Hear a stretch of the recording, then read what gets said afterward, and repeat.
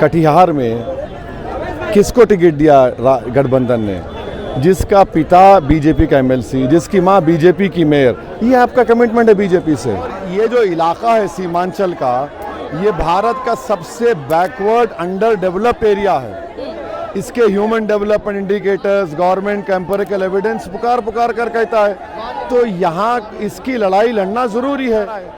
तो आप कर क्या रहे हो? ऊपर से प्रधानमंत्री बोलते घुसपैठी, यहाँ पर वो घुसपैठिया बोर्ड का बार बार जिक्र किया जा रहा है। अमित शाह ने भी उसने कहा लालू चाचा जीत जाएंगे, घुसपैठिया बोर्ड बन जाएगा। इसलिए अमित शाह बोलते हैं क्योंकि यहाँ पर 1 करोड़ नौजवान पलायन कर चुका है, इसलिए घुसपैठी बोलते हैं कि दिखाने को कुछ नहीं है यहाँ पर। उप सीएम की बात नहीं हो रही, वो कॉन्स्टिट्यूशनल पोस्ट नहीं, अब मुख्यमंत्री की बात हो रही है। मुख्यमंत्री बनना चाहिए। ये जनरेशन तो लालू को नहीं देखा। सरकार बदलो, तो भाई सरकार बदलने से सीमांचल में बदलाव हुआ क्या बता सकते? टीम बी है आप बीजेपी के साथ? नहीं, अब मैं टीम ए हूँ, टीम बी हूँ, टीम सी हूँ, भारत की लैला मई हूँ। तो पूर्णिया के 82 में यहाँ पर जबरदस्त जो क्राउड्स हैं वो असाउद्दीन ओवैसी साहब को देखने के लिए मौजूद हैं। ओवैसी साहब, पिछली बार 5 सीटों पर आपने जीत हासिल की, एक बस ईमान साहब ही हैं जिनका ईमान नहीं डोला, बाकी 4 तो आरजेडी की ओर निपट लिए। इस दफा क्या होने जा रहा है? नहीं, वो जो 4 को लिया उन्होंने, 3 को टिकट नहीं दिया, 1 को ही दिया, खाली 1 को ही दिया, और वो 3 भी रियलाइज करे कि उसको इस्तेमाल करके छोड़ दिया। तो अब उन्होंने एमएलएस को तोड़ दिया, मगर ये रिश्ता आज भी कायम है, इंशाल्लाह कल भी रहेगा। अख्तरुल ईमान साहब की सीट आपको लग रहा है अमौर में एक ही आपके विधायक हैं जो भी चुनाव लड़ रहे हैं, वो निकाल पाएंगे? इंशाल्लाह निकाल पाएंगे, बराबर निकाल पाएंगे। वहाँ पर वहाँ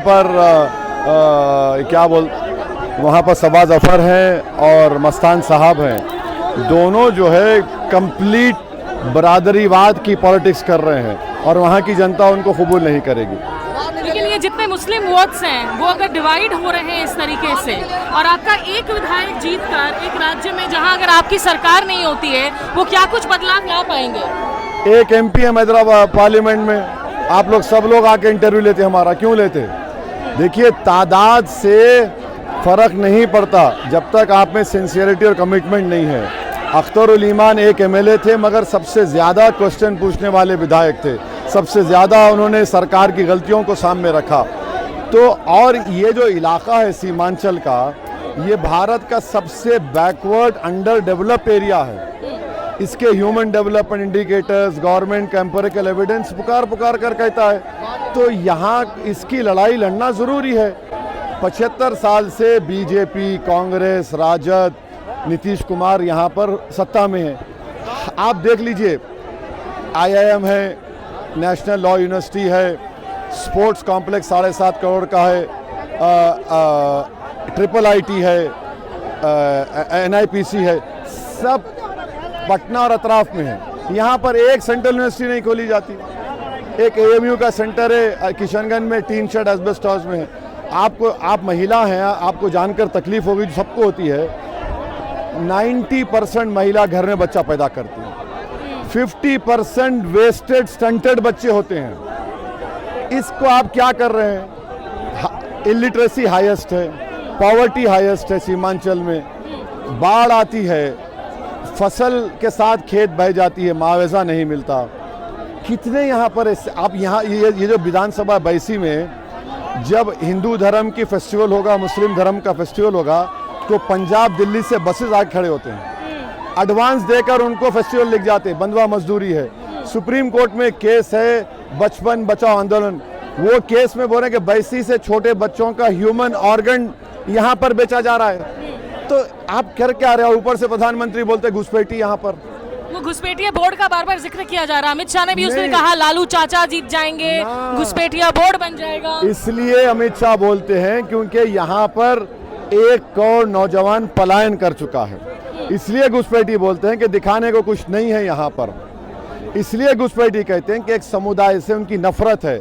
आप काम क्या करवाए सीमांचल को बताओ। 2 दिन पहले अरारिया में प्रधानमंत्री का स्पीच है, वो बोल रहे पटना में ये हुआ, पटना में हुआ, यहाँ पर क्या हुआ सीमांचल में? बताओ ना आप। इतना स्ट्रेटेजिक एरिया है, यहाँ से अब बांग्लादेश का बॉर्डर दिखता।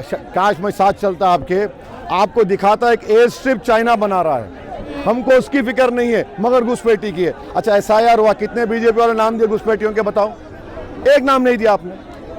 तो यहाँ पर जो आपके समर्थक हैं वो इस बात से भी नाराज हैं कि महागठबंधन ने आखिर आपका हाथ क्यों नहीं थामा, क्या वजह रही? आपने उनको ऑफर दिया, आपने कहा कि हम साथ आएंगे, लेकिन तेजस्वी यादव, राहुल गांधी नहीं माने। बैकग्राउंड ये है मैडम कि बिहार के मुस्लिम इंटेलेक्चुअल्स, प्रोफेशनल, उलेमा, दरगाह के सज्जादे अख्तर उल ईमान को बोले कि आप अलायंस क्यों नहीं करते, ओवैसी नहीं करना चाहता है।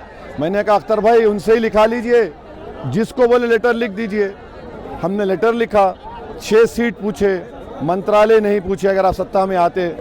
अब आप नहीं देना चाह रहे, हम तो बोले कि 371D के तहत सीमांचल डेवलपमेंट काउंसिल बनाइए।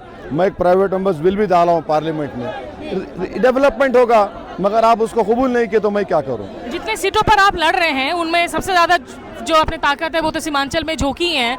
अगर आपके रिजल्ट्स अच्छे आते हैं, क्या पोस्ट पोल कोalition के लिए आप ओपन रहेंगे? नहीं, हम तो ये कह रहे हैं कि MY कॉम्बिनेशन जो है ये सिर्फ मुसलमान वोट डालने वाला ATM बन के रह गया यादव या लालू परिवार के लिए।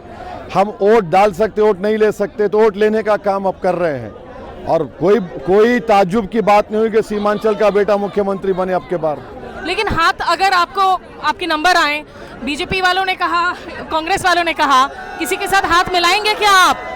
ये तो 14 के दिन मालूम होगा ना मैडम। नॉलेज ऑफ अनसीन तो ना आपके पास है ना मेरे पास है।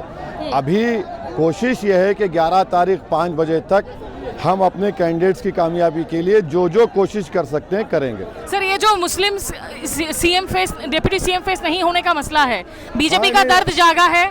आरजेडी कह रही है हमने रूल आउट नहीं किया, हम दूसरे डिप्टी सीएम्स भी रखेंगे। अब उप CM की बात नहीं हो रही, वो कॉन्स्टिट्यूशनल पोस्ट नहीं, अब मुख्यमंत्री की बात हो रही है। मुख्यमंत्री बनना चाहिए, क्यों नहीं बनेगा भाई?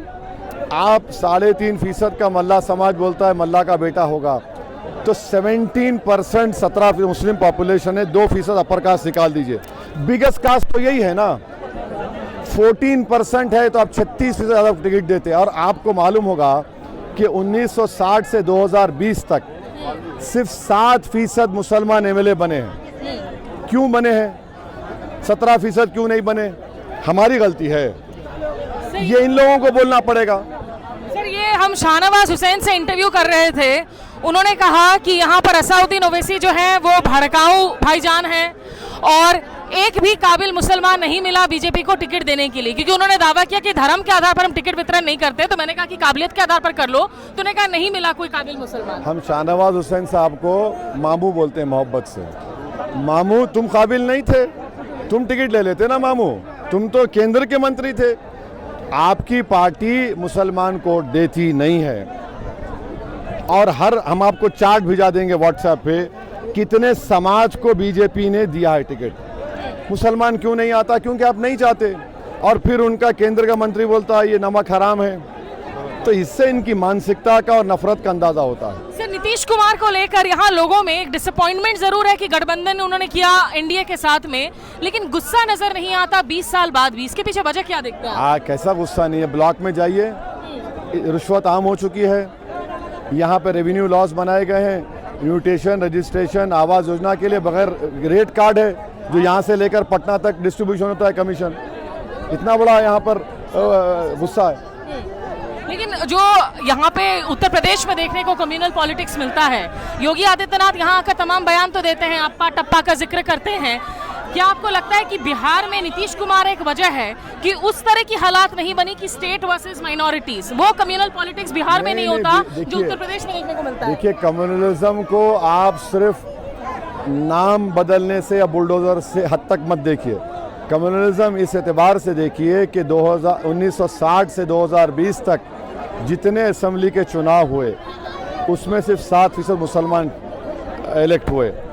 कम्युनलिज्म को देखना है तो आप देखिए कि माइनॉरिटी कमीशन और ADRI का सर्वे बोलता है कि 50% रूरल एरियाज़ में जो मुसलमान हैं वो बिलो पॉवर्टी लाइन ज़िंदगी गुजार रहे हैं। अगर आपको कम्युनलिज्म देखना है तो 90% मुस्लिम ख़वातीन घर में बच्चा पैदा करती हैं। इलिटरेसी रेट हाईएस्ट मुस्लिम्स में है, फीमेल में इलिटरेसी रेट हाईएस्ट है। ये भी तो कम्युनलिज्म की एक मिसाल है। सर, यहाँ से अभी आप ओवरऑल आप कैसे मूड गेज कर रहे हैं इस वक्त, और पलायन के मुद्दे पर आपको लग रहा है कौन सी पार्टी के मैनिफेस्टो में ज़्यादा गंभीरता नजर आती है यूथ के जॉब्स के मुद्दे पर? देखिए, पलायन के लिए जब तक आप स्किल सेंटर्स नहीं खोलेंगे, आप अगर 16 साल के होना कोई चला गया हैदराबाद या बम्बई, मुंबई, दिल्ली, पंजाब, क्या सीखता है बेचारा वो? उसको हुनर सिखाइए, कुछ करिए। आप इंडस्ट्रियल पॉलिसी सीमांचल में लाइए, वो नेशनल हाईवे के पास। आप हर चीज़ को दरभंगा, भागलपुर क्यों लेके जा रहे हैं, पटना क्यों लेके जा रहे हैं? यहाँ पे करिए ना, आप कौन रोक रहा है आपको? आप कर सकते, तो तभी तो पलायन रुकेगा। सर, तो सीमांचल में आपकी पोजीशन क्या रहेगी? जितने सीटों पर लड़ रहे हैं, आप कुछ प्रेडिक्ट करना चाहेंगे? नहीं, हम कोशिश चल रही है, अच्छा मौक़िफ़ है, जनता में बड़ा उत्साह है, एक्साइटमेंट है, वोट डालने के लिए बेचैन है।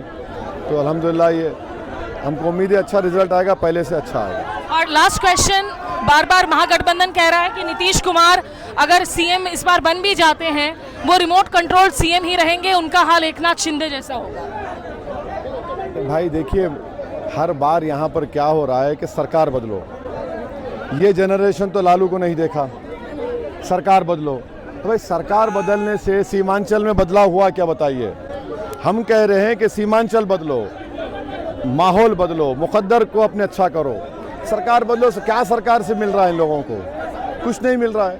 आप अपने स्तर पर क्या टॉप की काम करवा पाएंगे सीमांचल में? इंशाल्लाह गवर्नमेंट से दबाव डालकर जितने स्कीम हो सकते हैं डेवलपमेंट के, पुल का काम, ब्रिज का काम, नदी कटाव का काम, अस्पताल पीएचसी को सीएचसी करना, डिग्री कॉलेज पूरे सीमांचल में, एक मारवाड़ी डिग्री कॉलेज है किशनगंज में, ये खुलाया जा सकता है।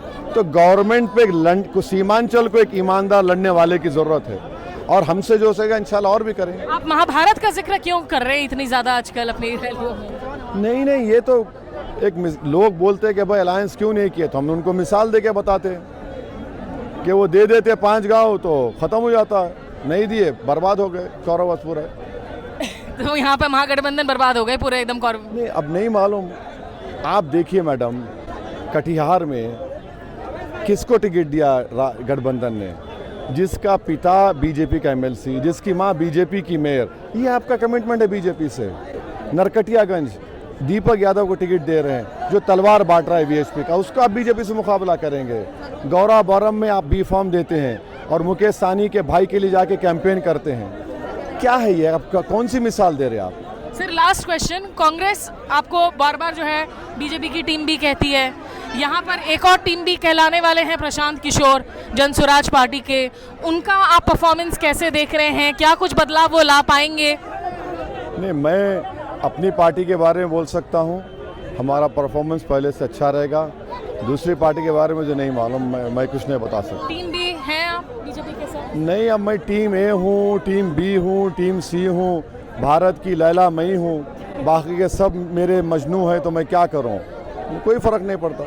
चलिए, ओवैसी साहब से जो है ये एक अच्छी बातचीत आपने देखी यहाँ 82 से। अरे तुम्हारा हेलीकॉप्टर का वक्त हो चुका है, तो वो अब हेलीकॉप्टर से जो है आगे